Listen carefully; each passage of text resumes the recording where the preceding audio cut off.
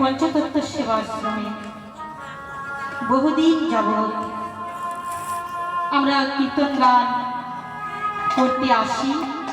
প্রতি বছরে না এই বছরে এসেছি, তাই জানি না এই ভগবানের লীলামৃত কথা, হরি কথা, কৃষ্ণ কথা শুনিয়ে আনন্দ দিতে পারবো কিনা। তবে এই কৃষ্ণ কথাটা কেমন জানেন? এই কৃষ্ণ কথা, হরি কথা, গুরু গোবিন্দের লীলামৃত বাণী। এ হলো পদকর্তারা বলেছেন, সমুদ্রের বাড়ি আমি মাপিবারে পারি, মাপিবারে পারি, সমুদ্রের বাড়ি তাও আমি গণিবারে পারি, গণিবারে পারি, আকাশের তারা তাও আমি গণিবারে পারি, গণিবারে পারি, বরিশার ধারা তাও আমি গণিবারে পারি, গণিবারে পারি। কিন্তু এই গুরু গোবিন্দের লীলামৃত কথা, এই বাণী আমি গণিবারে নারী। তাহলে বুঝে নিন এই হরি কথা, কৃষ্ণ কথা কেমন বস্তু। বলছি সমুদ্রে যত জল আছে তাও মাপিবারে পারি, সমুদ্রের যত বালি আছে তাও আমি গণনা করতে পারি, আকাশের তারা তাও গণনা করা যায়, বরিশার ধারা তাও গণনা করা যায়। কিন্তু আমার গুরু গোবিন্দের হরি কথা, কৃষ্ণ কথা তা বর্ণনা করা যায় না। তাই এই লীলার মাধ্যমে যদি কোনো ভুল ত্রুটি হয়ে যায় আপনারা নিজ গুণে ক্ষমা করবেন। নিতাই গৌর হরিবল, হরিবল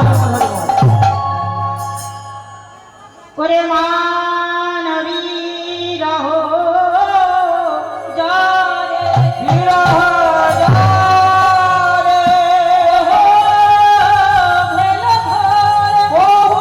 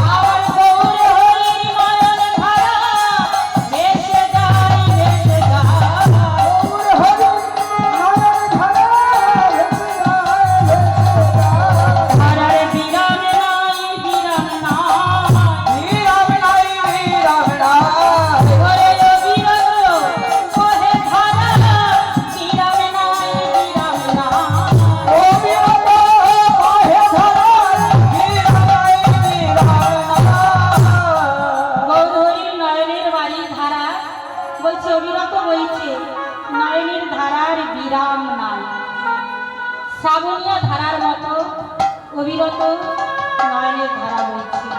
তা দেখে পদকর্তা কলম দিলেন, আহারে আমার গৌর সুন্দর, আমাদের মতো কলি হত জীব, আমরা পাপা হত জীব, আমাদের উদ্ধার করার জন্য গৌর সুন্দর তিনি নদিয়ার পথে পথে হরিনাম করছেন, কৃষ্ণ নাম গাইছেন। কেন না, নদিয়ার পথে পথে কৃষ্ণ নাম করলে যতদূর এই হরিনামটা পৌঁছাবে ততদূর পর্যন্ত এই জীবকুল সব উদ্ধার হয়ে যাবে। আরো কিভাবে পৌঁছাচ্ছে, এই যে আমাদের সাউন্ড দাদা, এই সাউন্ডের দ্বারায় বহু দূর দূরান্তে এই শব্দ, এই হরিনামের শব্দটা পৌঁছে দিচ্ছে। যারা দূরে আছে তারাও শ্রবণ করতে পারছে। তাই এই সাউন্ড অপারেটরের জন্য একটা আমরা সবাই মিলে হরিধ্বনি দেব, উনি যেন আরো বড় হতে পারেন, আরো বড় হতে পারেন। নিতাই গৌর হরি বল। হরে কৃষ্ণ হরে কৃষ্ণ কৃষ্ণ কৃষ্ণ হরে হরে হরে রাম হরে রাম রাম রাম হরে হরে